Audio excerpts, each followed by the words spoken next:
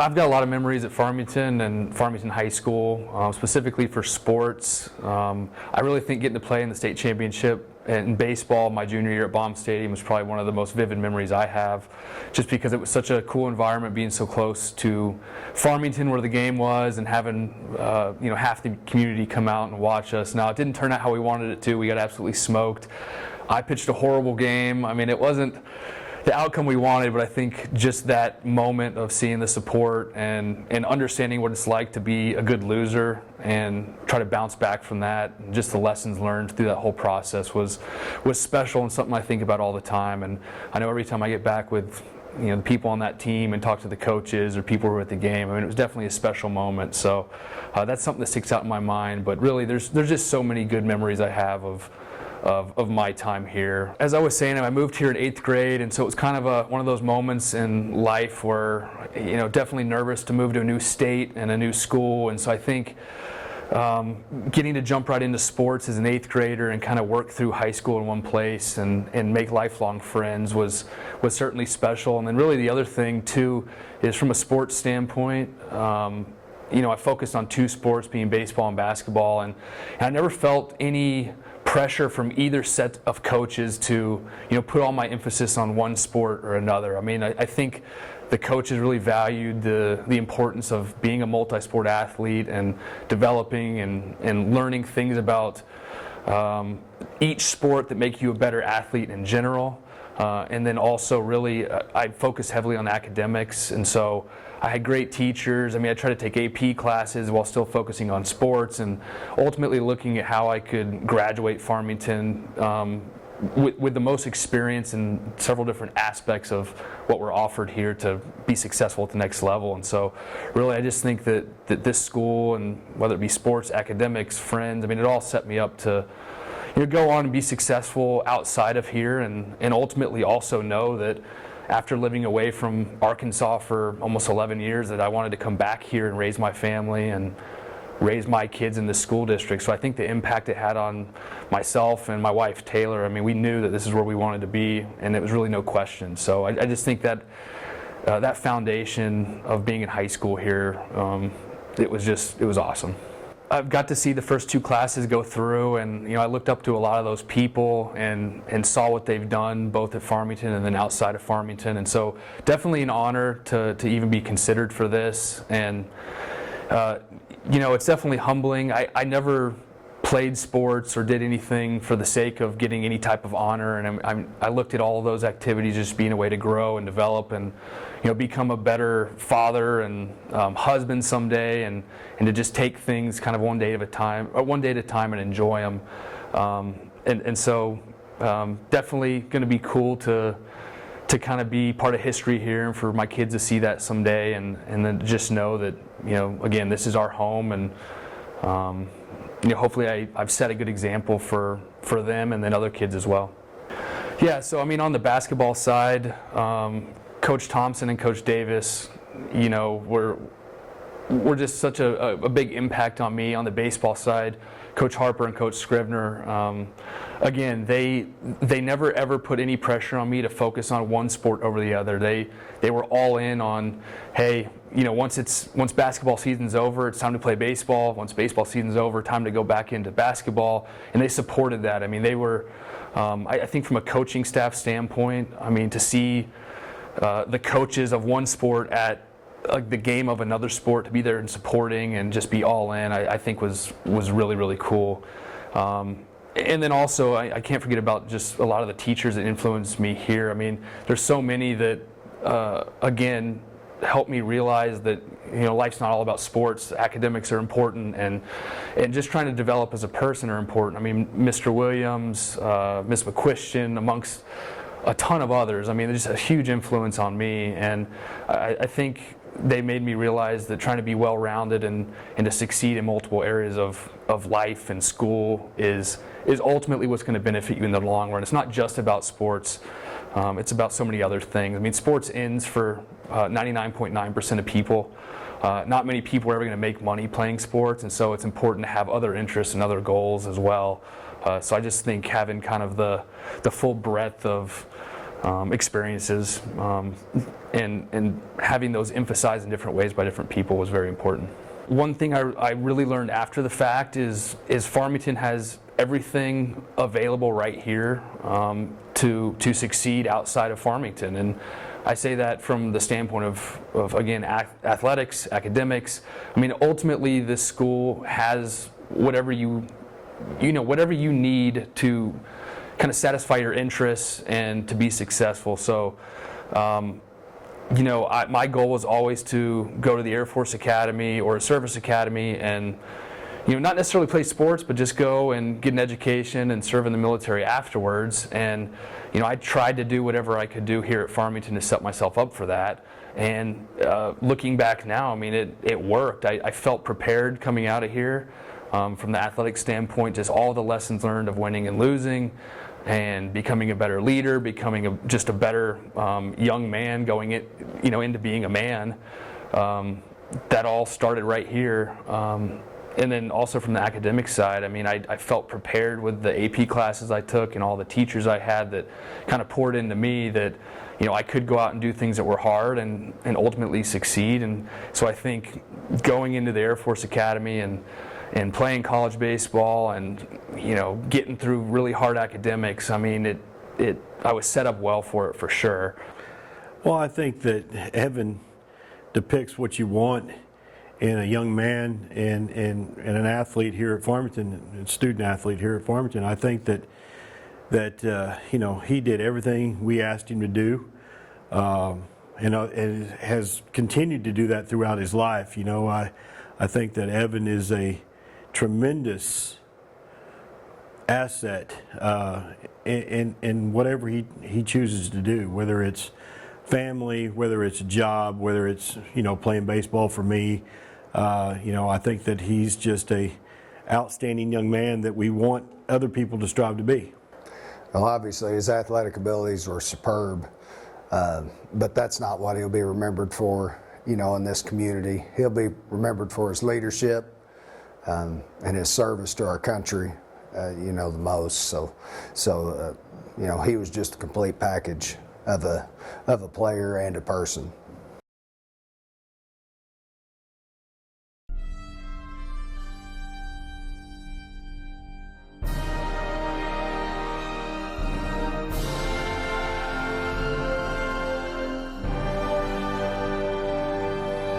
We moved to Farmington. My family moved to Farmington. The Lord blessed us and my family in 1963, and I've never really wanted to go anywhere else.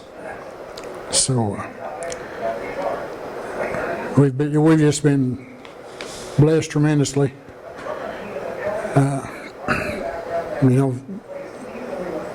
The first year I coached in 73, 74 school year, I was assistant football coach.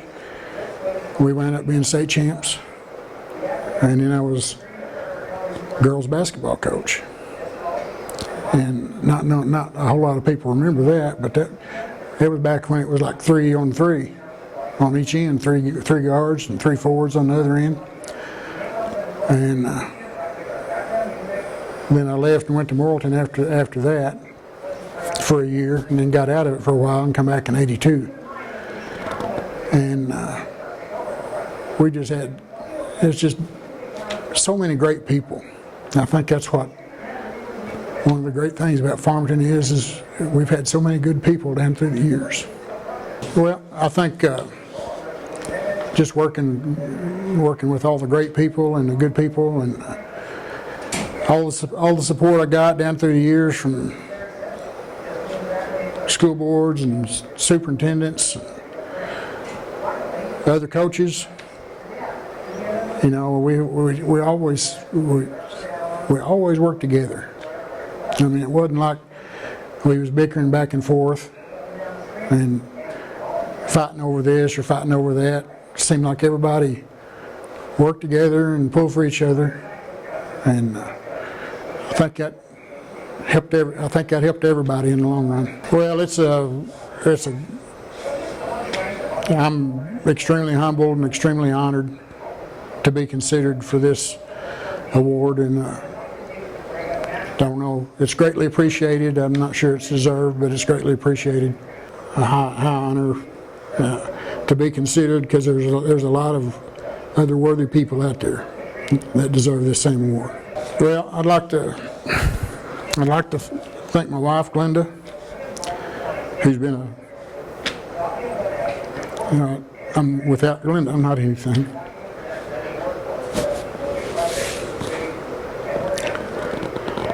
I'd like to thank my son, Brad, and daughter, Katie. And I've worked with some great coaches and great people, starting with Alan Holland, and Brad Blue, and Steve Morgan, Brian Law, Jay Harper, Randy and Kevin Osnes, Rodney Self, and Bo Thompson. And I just learned so much from all of them. Coach Davis, when I played football, Coach Davis in high school, he's my position coach, and Coach Davis has the driest sense of humor, and I've heard him say 2 words for you, PE, like maybe you were to give up sports and go to PE, but the biggest impact he had on me was when he become my basketball coach. So, you're talking about coach being fair, and my senior year, it's a Christmas break, and we have a practice, and I honestly did not hear coach say we're going to practice, so I wasn't there. Later on that day, I get a call from my best friend Kurt. He says, "Hey man, how come you weren't at practice?" I said, "I didn't know we had practice." He said, "Coach is mad." "Well, when's the next practice?" So I go to next practice, and coach tells me, he says, "I mean, how come you went to practice?" I said, "Coach, I didn't know we had practice." He goes, "I told everybody." I said, "I didn't hear you." He says, "Well, you're going to set the first quarter of the next game we play." Oh, now I'm mad. Home game. I think we're playing Elkins. I'm mad. I'm sitting over here as a senior, and I'm sitting on the bench, and I'm mad, and I'm getting mad. As the game's going, we get the second quarter, and so now I said, "Okay, I'm going to go in the game. I'm not passing the ball. I'm just going to shoot it." And we're going at halftime. I got like 18, 19 points. It's something ridiculous. And, Kirk had mentioned to me after one timeout, said, "Hey, I'm open here." I said, "If you want the ball, you better go rebound, because I ain't passing it." Coach comes in, and this is what I'm talking about, dry sense of humor. He comes in, looks at me in the halftime, and he goes, "I may set you the first quarter of the next game too." So I just, that was my coach. So One day, myself and Ronnie were eating lunch in town, and I saw him about halfway through the lunch wave at a couple as they walked out, and I didn't think much of it. And then it was time to check out, and the waitress came and said, "You guys are good to go. Your meal's already been paid for." And I said, "Ronnie, who in the world would pay for our meal? We're coaches. We don't get meals paid for much in Farmington." And he never cracked a smile, and he said, and I won't use their names, but he said, that couple that just walked out, he said, they buy my dinner every time they see me. He said it was their son that I'd perform CPR on one day outside the Massey gym. And Ronnie, of course, he didn't, in Ronnie fashion, he didn't say anything else about it, but it really hit me, because I was there that day, that I remember the doctor saying that child wouldn't have survived if Ronnie wouldn't have performed CPR on him outside that gym that day as fast as he did. And as far as, it really doesn't hit you as far as how he's impacted kids, but he really impacted kids. And when you got kids of your own, and you think that kid could have been gone if it wasn't for Ronnie Davis, that's a special story, and something that I think that'll always live with Ronnie. Nobody gave more to this school or this community without asking for less back.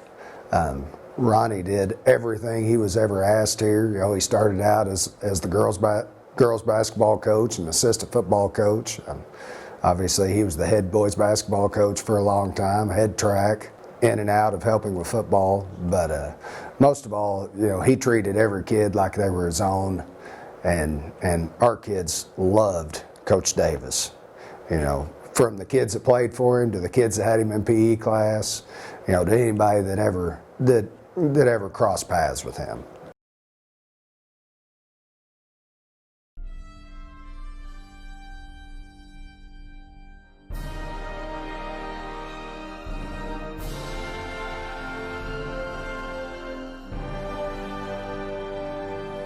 So athletic-wise, I would say definitely my top memory would be winning a state championship when I was a freshman. That was a really cool experience. I had a great group of seniors that year. There were 7 seniors that started that year, and those people became my lifelong friends. We did something that had never been done before, and so that was a memory that was very special that kind of, I guess, helped to propel us through the next 4 years.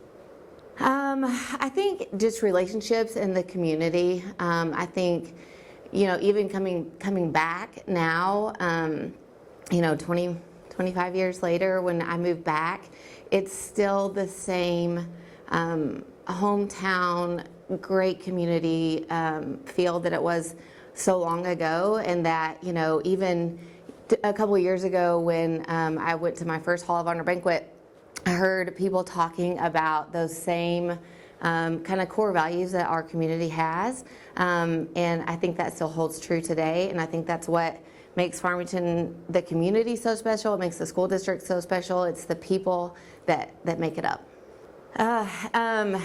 You hate to kind of, I hate to even start to mention people by name just because I know I'll leave someone out. But of course my family, my parents, having, again, grown up here, I had the opportunity to be around a lot of extended family members. My aunts and uncles, my grandparents, they all came to so many games and so many activities. I feel like we need places like the arena to hold all the people that want to be available for their student athletes, for their kids. I think that, again, that's part of what makes this whole community so special. Coaches, teachers, I think back on athletic directors. I remember, things that we got to do at the softball field. Of course, Coach Osnes, Coach Morgan, we had Coach Crane was there. We had a great group. Coach Davis, we had volunteer coaches. We had Coach Shiree came in and worked with me. So many coaches, and then even basketball coaches and cheer coaches. Again, the amount of people that came in and supported me, there's no way that I could ever mention everyone without just going through a yearbook, and honestly probably pointing to more people than they would ever even know, just because I think again there are way too many to mention. But I think back about my time here and so many lessons that were learned, but one thing that I always go back to, that my freshman year, I remember going into the first softball meeting, and it was in the old gym that's no longer there, and Coach Osnes had us write down on paper what our goals were. And so, as a freshman, I came in and I didn't really know what to write or what to do, and some people around me, again, some of those seniors were like, we're gonna, our goals are to win championships. We're gonna win conference, we're gonna win regionals, we're gonna win state, we're gonna do all these things. And honestly, I don't think I even knew what regionals were. So anyways, when we went through and we wrote down all the goals and we did everything, and then everything we did throughout that year were kind of in planning, all of our practices, everything that we did went towards those goals that we had set earlier. We had kind of the dream, believe, achieve. If you can dream it, you believe it, then you can achieve it. And that was something that we used that whole season, and honestly that we used even the seasons following that year. And it's something that I think now that I think about. Like, I think about what it is that I want, and then, you know, how I can achieve that. So that little lesson of planning, of trying to set goals, and then making a plan of how you're going to achieve those things is something that I learned in school and then took with me, of course, after. So I think it, of course, means the world to me to be selected. It's definitely an honor. Again, I think it goes back to that first year. So it's special no matter what, but after hearing some of those stories, that it really kind of sank in about what this means and what it means to our town and our community and our school. So I think that it just kind of, again, it just sinks in a little bit more on, you know, how special it is, how much of an honor it is to have been selected. Oh gosh, there's so many with Cassie. Of course, there's irrigation lines all in the softball field. You know, we actually irrigated that at one time, and Cassie and I are the ones that put that in.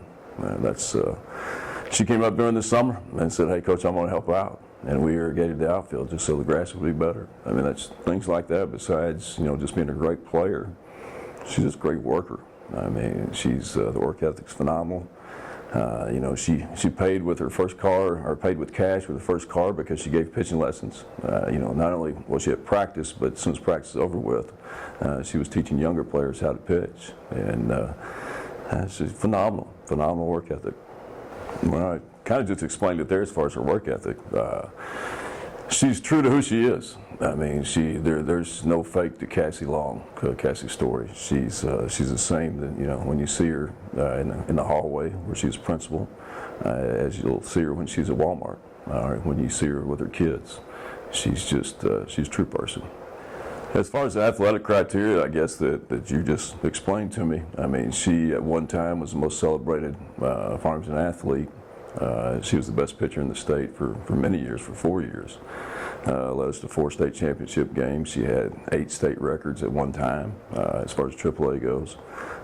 She's a phenomenal player. Went on and played for the Lady Backs. You know, first one that I know of that actually you know, had a scholarship to go play softball for the University of Arkansas.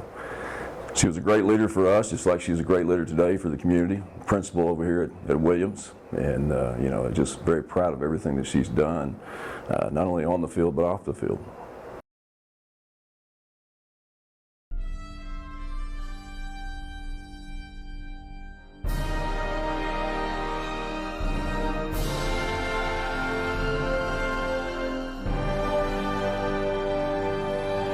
Just all the friends and the teachers that I've got to know, and coaches, parents. Farmington was a great place to grow up. The sports, of course, was one reason. May have stayed in school, may have not. You know, remember a few football games, things were tight, and we pulled it out as a group, you know. Had a lot of great teachers, going back to even 3rd grade, Miss Bouquet, Mr. Bouquet and Mr. Decker in the 6th grade, Randy Lynch in high school, Tanya McQuistion, and George Ledbetter, even though I wasn't around him a lot, you know, but he was just great people that inspire you to do things the right way. Yeah, Randy Lynch and Al Holland were probably 2 of the people that inspired me more.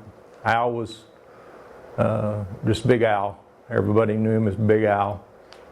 He didn't speak a lot, but when he spoke, he listened. Randy Lynch was, you know, my basketball coach, my Pee-wee baseball coach, and he's very inspirational to me, so great guy. The teachers we had instilled a lot of great values for everyday life. We had coaches that taught us how to be a team, work together, and I probably got a lot of my work ethic from coaches that inspired me to work harder. You know, you're not always 100%, but if you don't try to be 100%, you'll never get there. It's a great honor to even be thought of in the Hall of Honor category, let alone to be actually inducted into the Hall of Honor. Well, I knew Wesley when he was approximately 10 years old, and even then he was a polite, honest little kid that you'd like to be around. He was mature beyond his years even then. And when he was in high school, he was a leader in basketball and football, but yet he did his work every day in the classroom. He was just as steady as he could be. Well, actually I didn't play basketball for some reason, but in football, of course they come on when they were sophomores, and you didn't have to really, the sophomores really didn't have to prove themselves. They was already, it's kind of like a bond that had already developed amongst us players. And besides that, we needed players because, heck, we didn't have enough members to even carry 24 eggs if we had to do it. I mean, we was just short numbers and everything like that. But Wesley was our tight end and the backup quarterback. Well, back then, tight end, all they were to do was block, because we just more or less lined up and it was smash mouth football. Never hardly threw a pass, except the week that we played Mountainburg, and we practiced a fake handoff and a jump pass to Wesley. And we get into the game, and towards the end of the first period, first quarter, coach sends in the jump pass. And it literally caught Mountainburg off guard, and it was a touchdown. And hell, it even sort of shocked us players, because we didn't think we'd ever do it. It was just run to the left, run to the right, run up the middle with Coach Holland. But Wesley had a real big night that night, and it wasn't that he was a sophomore or junior or senior. He was a player. It's just really there was never sophomores, juniors, or seniors. It was just one player, and that's what I remember about Wesley. Something about the members of the football team. We didn't, like I said, we didn't have a very big team with short numbers and everything like that. But out of that football team, starting people, with 6 of us had a different twist to us. Not that we could run faster or jump higher, but out of that 6, 2 of them were blind in one eye. 2 of them had gunshot wounds. One of them found out later in life that he only had 1 kidney, and one player crossing Highway 62 or Main Street, downtown Farmington, walked right out in front of a car. The speed limit back then was either 35 or 40. How fast the car was going, nobody knows, but got his little rear end splattered all over the place and had to spend some time in the hospital. Now, were we thugs or outlaws? I don't think so. Maybe we were just tough kids. But anyway, Wesley, congratulations on getting selected. And, oh, by the way, Wesley supports a gunshot wound. Thank you. Wesley was a good student and he was a good athlete, but he was easygoing and he was the type that never caused trouble. He showed up every day and did his job without any big to-do.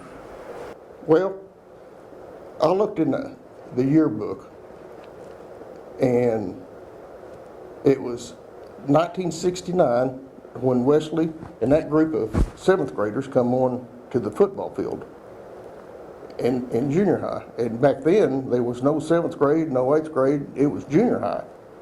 And that sort of took a little bit of courage because I was a 7th grader once. Plus, we had a new coach that was as tall as Paul Bunyan and had a voice like a roaring lion. And he demanded, as first coach we ever had that demanded yes sir and no sir. And he was real big on conditioning. Well, there was 2 things right there that was courage to even stick it out. But Wesley's a good one. Not just in football, but he played basketball and everything.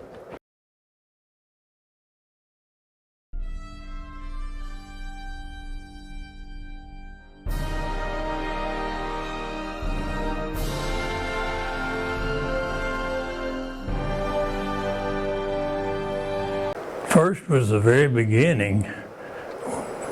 We had an old school, and I entered here in the 1st grade because we didn't have kindergarten then.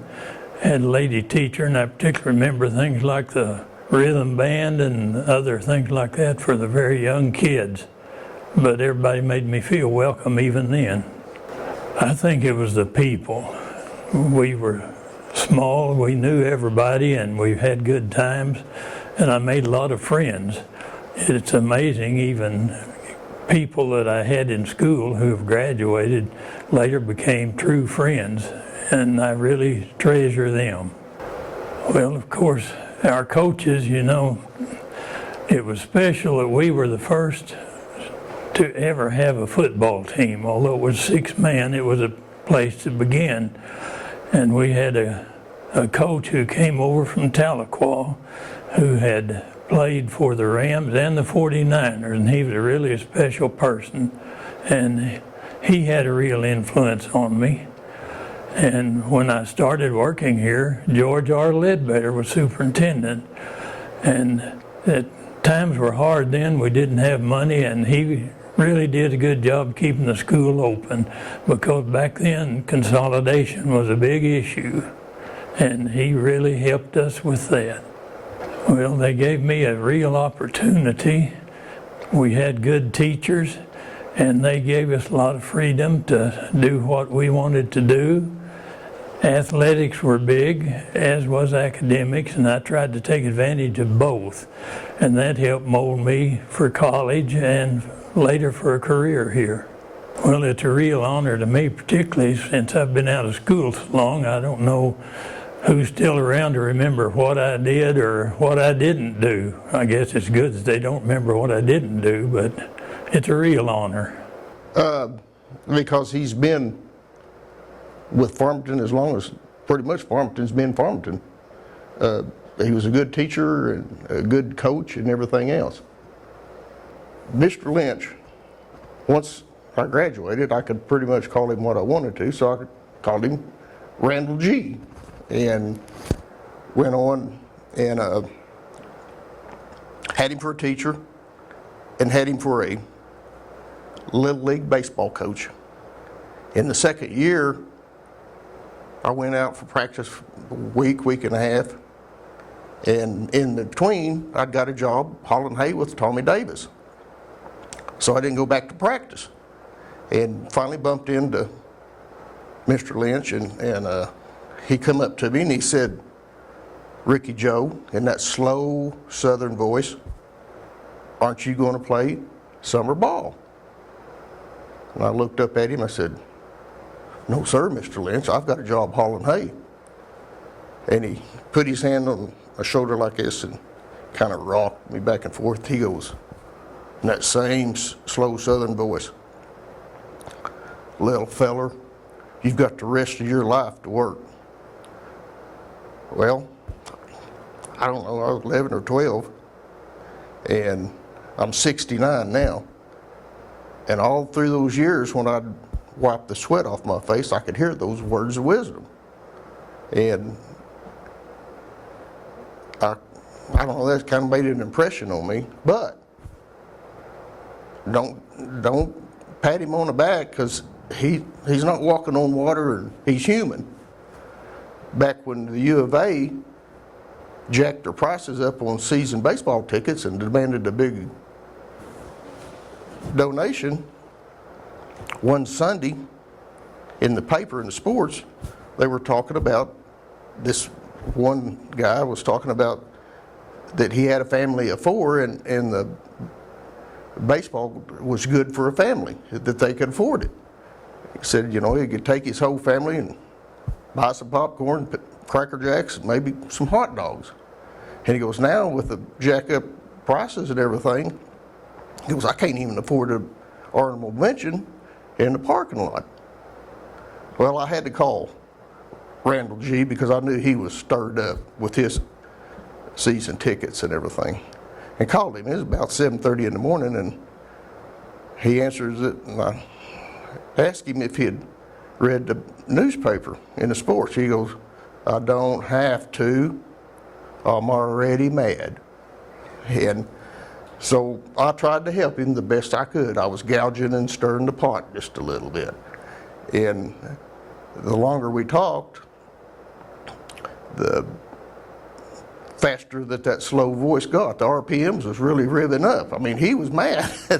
And I got tickled at him because I said, my, for somebody that's a pillar of the community and a school administrator, you sort of potty mouth. He said, they made me mad. But that's Randall G. for you. But that's what I remember about him.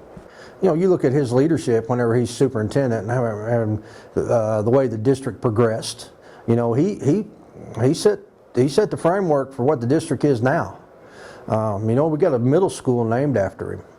You know, Randall G. Lynch Middle School. You know, that's one of the few buildings around that Farmington has that's named after an individual. You know, you've got, of course, Folsom Elementary and Pop Williams Elementary and Ron Wright Administration Building and the Roy Hummel Agri. Everything else is Farmington. You know, Tanya McQuiston Performing Arts Center. You know, so, and of course, I won't leave out Coach Holland. You know, the old football field was named after Coach. So, his impact, generations. I mean, my brother played for him. You know. Like I said, he was just a great guy. Mr. Lynch has a long tradition at this school. You know, he graduated from here. Matter of fact, I believe he played on the very first football team that Farmington had. He was a great basketball player, just a great athlete. You know, he was a teacher and a coach. I never had him as a teacher, and I never had him as a coach. By the time I got to the junior high and high school, he had moved into administration. You know, and then when I was in high school, he was assistant superintendent. What makes Mr. Lynch so special? And I have some fond memories of Mr. Lynch.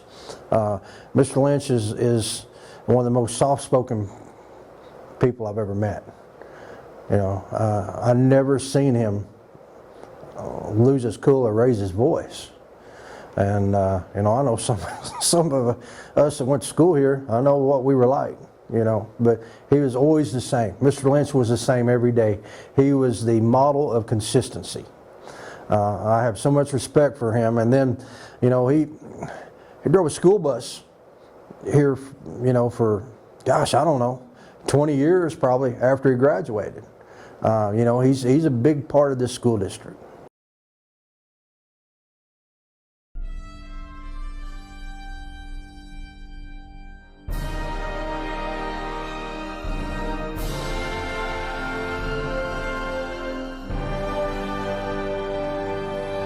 One very specific thing is obviously being a part of the softball team and being able to play for Coach Osnes and spending all that time together with the girls and building the new field. That's the field they have now. It's still the same field. But you know, I was a part of the team that helped build that field, and so that's definitely something that I cherish, and you know, I really remember that whenever I think of Farmington and the softball team. Second thing would be, you know, just my friends. I enjoyed Farmington, enjoyed high school. I feel like I'm lucky. I'm one of those few, or maybe one of those kids that actually enjoyed their high school time. Farmington was a great atmosphere. Everyone, it seemed like, you know, everyone got along really well, even though you know, you have your cliques and stuff like that, but still yet everyone was, I felt like we were all friendly with each other, and the teachers made it fun. Pep rallies were fun, especially looking back now that I'm in, you know, the school education system. It was fun. The people for sure. You know, Coach Osnes impacting my life and softball career so much, helping me become not only a great softball player, but a great person, and teachers who, you know, maybe took that extra step for me. I was kind of one of those students that came to school to play sports, and it's not that I made bad grades. I made great, you know, A's and B's, but I definitely did not try as hard, and so some of them maybe pushing me a little bit, or maybe cutting me some slack if I wouldn't say I didn't not turn in a lot of assignments, but if I was late, you know, maybe they gave me a little leeway. They didn't give up on me or anything like that. And so just them really caring about me, and, you know, you could tell they cared about the students. And so, you know, the people here really was something special that I really remember, and glad I had that experience. I was very shocked whenever Coach Thompson called me, and so, I mean, it means the world. You know, this is something that I never even thought about happening. You know, like I never even, if someone would ask me, like, you know, do you think you're ever going to be inducted into the Hall of Honor for your high school, I would have never thought that. You know, I can think of other people, you know, that I thought would be inducted. And so, you know, it's a huge honor. I'm very grateful for it. And sometimes you know, once I figured out or found out, I was kind of wondering, why did they pick me, you know? But it's a huge honor, and especially to be a part of this class and with the other people that are also being inducted. I can remember looking up to Cassie, you know, as a kid and watching her play and just thinking, man, that would be so cool to, you know, play in a state championship game and be that good at softball. And then she went to the U of A, and so that made me really think, okay, you know, if she's from Farmington, if she can do it, then, you know, why can't you? So it kind of really motivated me to really think about using softball as a tool for college. And, you know, and then Coach Davis, he helped coach, I think it was junior high basketball for us, and he coached my dad. So hearing that, you know, just some of the stories from that was really cool to experience. And he was a very quiet guy, but I do remember, you know, certain halftime meetings, you know, in the locker room, the few times he did say something, you know, everyone listened. And, you know, whether it be advice or if he's, you know, telling us good job, like that was really important and really special, because he didn't talk a whole lot. You know, Wesley Stevens, I was really good friends with his daughter Jordan growing up. Spent a long time over at his house, and so being included with them, I'm just like, you know, it's a huge honor. And then Evan was a grade older than me, extremely smart, and a great baseball player, you know, represents our country. And so, yeah, just to be in the same class with these people is a huge honor. She would get so fired up prior to a game that by the time we got there, she would want to give a little inspirational speech, and she's kind of like I am. She might get a little tongue-tied, and her voice is kind of high, and, you know, she's, there was one time at Prairie Grove that she was trying to get off the bus, and she was trying to be motivational, and she pretty much lost her voice, and it was pretty comical. She didn't talk to anybody for about 3 innings. Just like Cassie, I mean, she kept the softball program on the map. a big part of all the wins that we had here. I mean, you go out there and look at all the accomplishments on the outfield wall. I mean, she's a big part of that. And not only was she a big part of that here, she took that same tradition and that same work ethic, you know, when she took off and went to college and played at 2 different schools, and then took those same principles and is very successful at Gravett. And I know she'll be successful for many years, you know, going forward. You know, kind of like talking about Cassie a few minutes ago, she's the work ethic's phenomenal. She's a great leader, and she came in as a freshman and pretty much led the group that we had. She let things happen on the field. It wasn't like she was a vocal leader. She was later on, but to start with, I mean, it was just all about how she worked. And it's the same way today. I mean, she's already won a state championship as a coach, you know, at Gravett. Her and Cassie both, 2 of the 10 coaches that we had come through this program here at Farmington. You know, just really, really good on and off the field as far as leading people and living the right way.